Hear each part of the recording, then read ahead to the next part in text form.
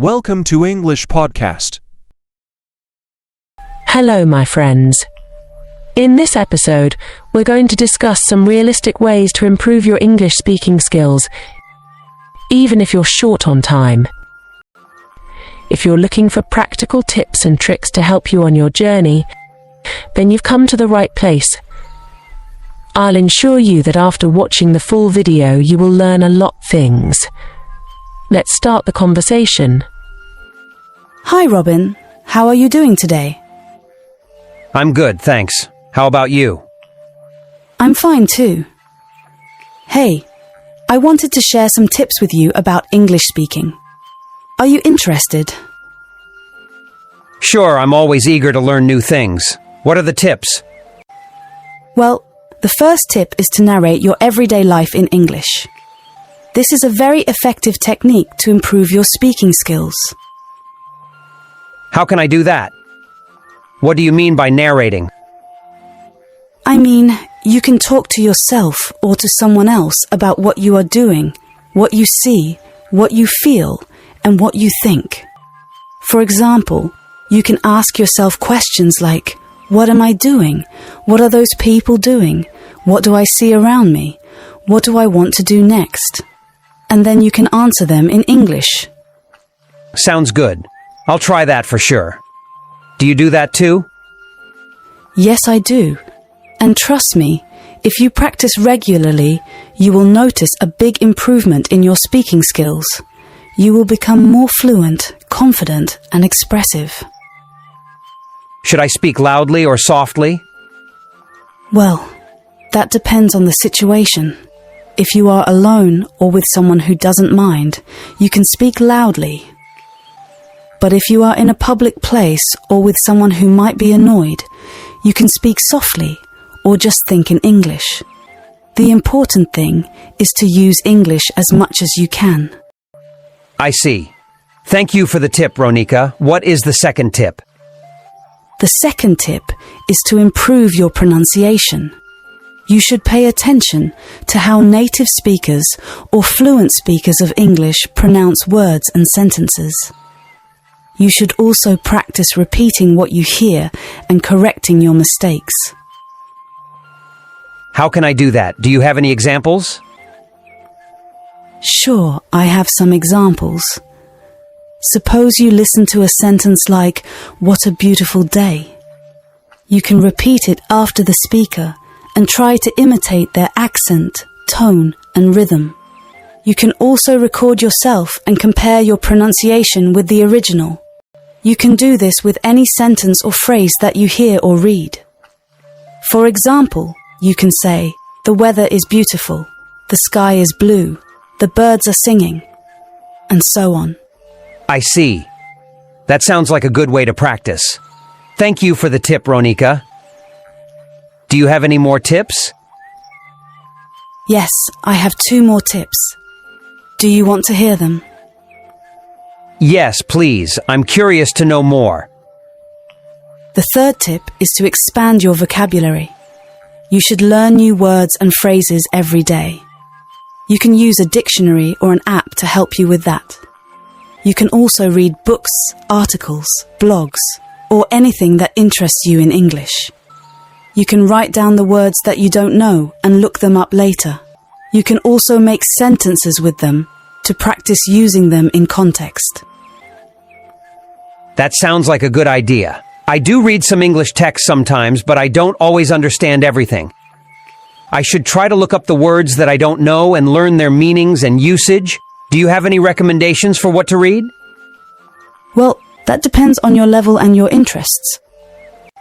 You can start with something simple and easy, like children's books, comics, or magazines. You can also read something that you are familiar with in your own language, like a translated novel or a movie script. You can also read something that relates to your hobbies, your studies, or your work. For example, if you like sports, you can read about your favorite teams or players. If you are studying science, you can read about the latest discoveries or inventions. If you work in business, you can read about the market trends or the best practices. The key is to find something that you enjoy and that motivates you to learn more. I see. That makes sense. I think I will try to read more in English and learn new words and phrases. Thank you for the tip, Ronika. The fourth and final tip is to practice speaking with native speakers or fluent speakers of English. You can join a language exchange program, a conversation club, or an online community where you can meet and talk to people who speak English. You can also find a tutor, a mentor, or a friend who can help you improve your speaking skills. You can ask them to correct your mistakes, give you feedback, and teach you new expressions. You can also learn from their accent, their tone, their gestures, and their culture. You can also have fun and make new friends while learning English. That sounds like a great tip. I think speaking with real people can help me overcome my fear and nervousness of speaking English. It can also help me improve my confidence and fluency. Where can I find native speakers or fluent speakers of English to talk to? There are many ways to find them. You can search online for language exchange apps or platforms where you can sign up and find a partner who speaks English and wants to learn your language. You can also look for local or online groups, clubs, or events where you can meet and chat with people who share your interests and speak English. I see. That sounds like there are many options to choose from. I think I will try to find someone who can speak with me in English and help me practice. Thank you for the tip, Ronika. And thank you for all the tips that you gave me today. You are very kind and helpful. You're very welcome, Robin. It was my pleasure to share these tips with you. I hope you find them useful and apply them to your English learning. I'm sure you will improve your speaking skills if you practice regularly and consistently. I wish you all the best in your English journey. Thank you so much, Ronika. You are a great friend and a great teacher. I appreciate your support and encouragement. I will keep in touch with you and let you know about my progress. Have a wonderful day. You too, Robin. Bye for now. Don't forget to practice new words.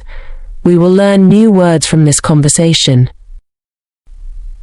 Annoyed, imitate, expand, nervousness, consistently, gestures. She gave me an annoyed look. Can you imitate his accent?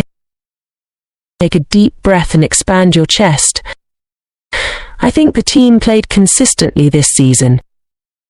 His facial expressions and hand gestures leave little doubt as to what he is thinking. If you found the video helpful, please hit the like button and subscribe to my channel.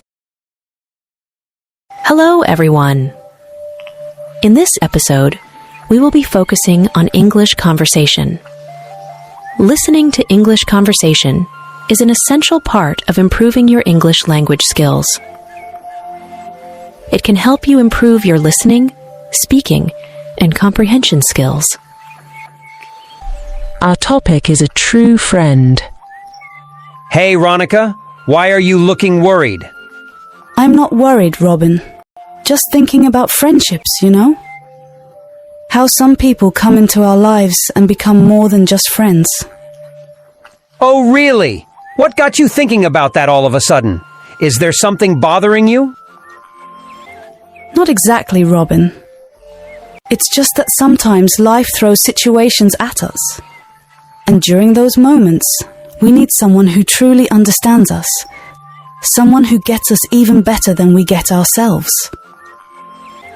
You're absolutely right. Having a true best friend is like winning the lottery. They're rare, but when you find one, you're incredibly lucky. Exactly. You know, Robin, I have a lot of friends, both offline and online, but when I'm feeling down, it's like nobody really gets it. It's as if I'm speaking a different language, and they're just nodding along without truly understanding. I totally get your point. Yes, and a true friend will always show up when you need them the most. They will make time for you, support you, and stand by you, no matter what. Absolutely. A true friend is a priceless treasure that can bring joy, comfort, and strength to your life. Let's both try to be good friends to each other and others around us. You know, Ronika, I've had my fair share of friends too. Some have come and gone, but the true ones, the ones who stick around, they're like anchors. They keep you grounded even when life's storms rage. Absolutely. A true friend isn't just there for the good times. They're there when life gets messy, when you're stumbling through your darkest days. They don't judge. They just hold your hand and say, "We'll get through this together." And it's not about how long you've known each other. Sometimes you meet someone, and it's an instant connection, a feeling that says, "Hey, you're my people." Those are the friendships that last a lifetime. So true. It's not about the number of years. It's about the depth of understanding. It's about knowing that even if you haven't spoken in weeks, when you do, it's like no time has passed at all. You know, Ronika, I consider you one of those rare finds. The kind of friend who gets it without me having to explain. And that's a treasure worth holding on to. Robin, you're my anchor too. Thanks for being there, even when I don't have the words to express what I'm feeling. Anytime, Ronika. That's what friends are for. To be there, to listen, and to understand even when the world doesn't. Hi Robin, how are you doing today? I'm good, thanks. How about you? I'm fine too. Hey, I wanted to ask you something. Do you live in a nuclear family or a joint family? I live in a nuclear family. It's just me, my parents, and my younger sister. Why do you ask? Well, I live in a joint family. We have my grandparents, my uncle, my aunt, and my cousins living with us. I was wondering, what are the advantages and disadvantages of living in different types of families? That's an interesting question. I think there are pros and cons to both. What do you like about living in a joint family? I like that I always have someone to talk to and play with. I also learn a lot from my elders. They teach me about our culture, traditions, and values. I feel more connected to my roots and my community. I also get to share my joys and sorrows with them. They support me and guide me whenever I need help. That sounds nice. I can see why you enjoy living in a joint family. What are some of the challenges that you face? Well, sometimes it can get too crowded and noisy. I don't have much privacy or personal space. I also have to adjust to the different opinions and preferences of everyone. Sometimes there are conflicts and arguments among the family members. I also have to follow a lot of rules and expectations. I don't have much freedom or independence to make my own choices. I understand. I think living in a nuclear family has its own benefits and drawbacks. What do you think are the advantages of living in a nuclear family? I think living in a nuclear family gives you more peace and quiet. You also have more privacy and personal space. You can express yourself more freely and pursue your own interests and hobbies. You also have more control over your own life and decisions. You can be more flexible and adaptable to changing times and situations. That's true. I do appreciate those aspects of living in a nuclear family. What are some of the difficulties that you face? I think living in a nuclear family can make you feel lonely and isolated sometimes. You don't have many people to interact with or rely on. You also miss out on the wisdom and experience of your elders. You may not learn much about your heritage and identity. You also have to deal with your problems and challenges by yourself. You may not get enough support or guidance from your family. I see. I guess there is no perfect type of family. Both have their own strengths and weaknesses. It depends on what suits you and your needs best. Yeah, I agree. I think the most important thing is to respect and love your family, no matter what type it is. Family is family, after all. That's right. Family is family. Thank you for having this conversation with me. I learned a lot from you. Thank you too, Ronika. I enjoyed talking to you. Have a great day. You too. Bye. We are going to learn some new words from these conversation. Learning new words will help you to speak more good. Storms, stick, heritage, drawbacks, conflicts. He walks with a stick. God's love remains your heritage.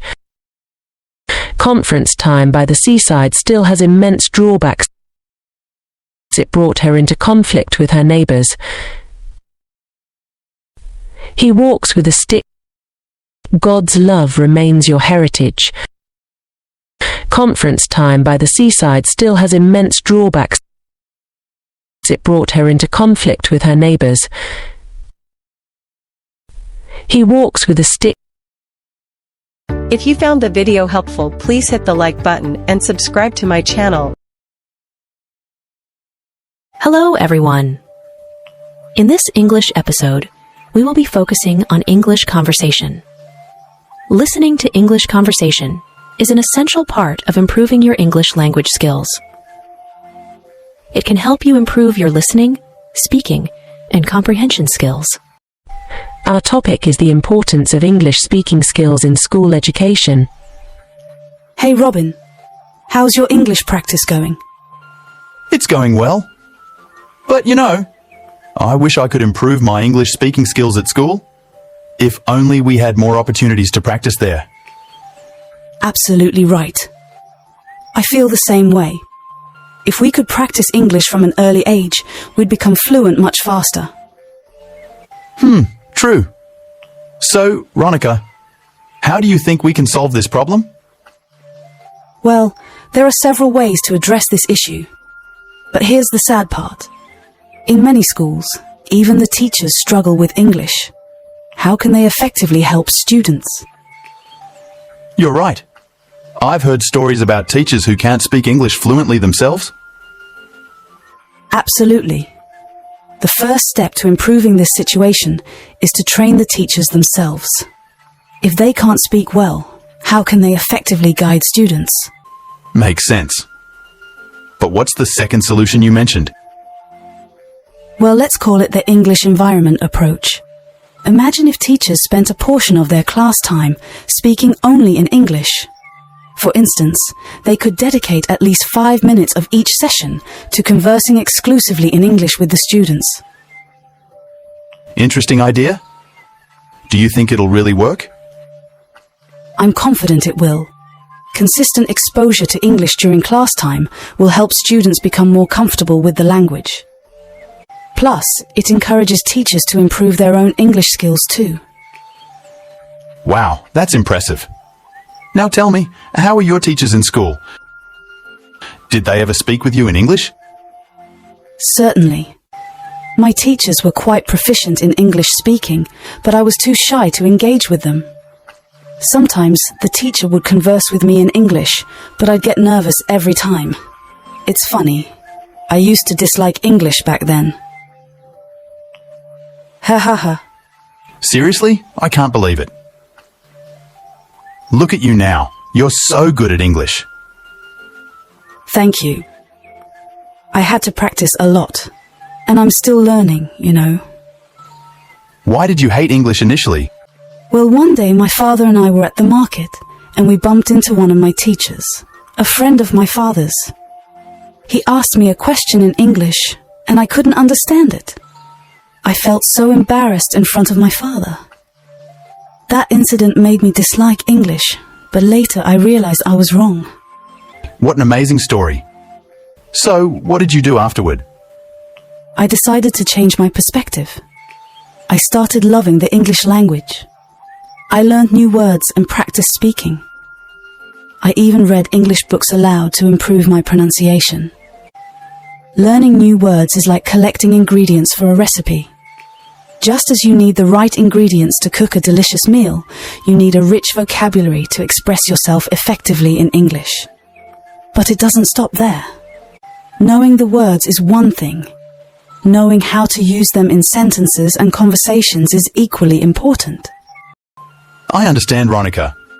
It's not just about having the ingredients, it's about knowing how to blend them together to create something meaningful. Similarly, mastering English involves not only learning words, but also understanding their context and using them appropriately. Absolutely. I vividly recall my high school days. Our teachers would give us vocabulary lists to memorize from the textbook. However, the catch was that we rarely used those words in actual sentences or conversations. As a result, I struggled to retain them in my memory. You're right. We never practiced using those words in context. It's no wonder they didn't stick with us. The key is to apply new vocabulary in real-life situations to reinforce our understanding and retention. You're absolutely right. It's frustrating how teachers often focus solely on exam scores rather than practical language skills. Even though we've been learning English since our school days, many of us still struggle to speak it fluently. Ha ha ha ha, yes. It's funny, but painfully true. We're all in the same boat, trying to navigate the English language. Let me share an incident. One day, a teacher asked someone to speak in English in front of the entire class. Nobody volunteered. But eventually, one brave girl stepped forward and impressed the teacher. The catch? She had memorized her lines beforehand. Memorization isn't the best approach. It's much better to express ourselves spontaneously. Exactly. Students often treat English like it's rocket science, fearing every word they utter. But really, it's about practice and confidence. So true, Ronica. We need to break free from that fear and embrace the language. Let's keep practicing. If you have watched the video till now, it means that you are truly committed to improving your English. And the good news is that your efforts are paying off as you are making progress towards your goal. Keep up the great work. Our aim is to help you enhance your English skills. To achieve this goal, we recommend practicing the new words that were used in this conversation. We kindly request that you not skip the video, as it is crucial to learning new words regularly. Consistent practice is essential for improving your vocabulary and overall language proficiency. Let's work together to improve your English. Our sentence: We need to break free from that fear and embrace the language. Certainly. In simple terms, when we say embrace, we mean to welcome, accept, and adopt something willingly. So the phrase break free from that fear and embrace the language suggests overcoming any fear related to language and being open to accepting and using it with a positive and welcoming attitude. It's much better to express ourselves spontaneously. Spontaneously means doing something in a natural and unplanned way, without much thought or preparation. It happens on the spur of the moment, without deliberate intention or premeditation. So if you do something spontaneously, you're doing it impulsively and without a lot of advanced planning. It's no wonder they didn't stick with us. Wonder is used to express surprise or amazement. When the speaker says it's no wonder they didn't stick with us, they are suggesting that it's not surprising that those words didn't stay in their memory or become familiar.